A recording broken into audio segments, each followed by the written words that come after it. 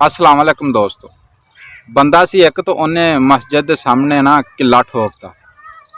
ਉਹਦਾ मकसद ये ਸੀਗਾ कि यार कोई बंदा मुसाफिर ਜਾਂਦਾ ਪਿਆ ਹੋਵੇ ਰਾਹ ਦੇ ਵਿੱਚ अपनी घोड़ी इस किले ਦੇ ਨਾਲ ਬੰਨ ਲਿਆ करू, ਬੰਨ के तो नमाज पढ़ लूगा, नमाज पढ़ के घोड़ी खोलूगा अपनी इस किले नालों ते लै जा करूगा। ਉਹਦਾ ਜ਼ੇਨ ਇਹ ਸੀਗਾ। एक बंदा उत्तों होर आया, शाम पई तो उन्हें की कीता, उन्हें वेख्या किला मस्जिद के लागे सामने ठोकिया। उन्हें शाम नूं थोड़ा फड़िया तो किला ही पुटता।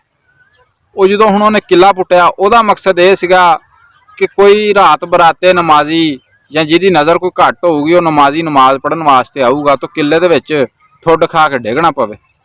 उन्हें इस मकसद नूं किला पुटता। किला ठोकन दा किला पुटन दा मकसद दोनों दे नेक सीगे।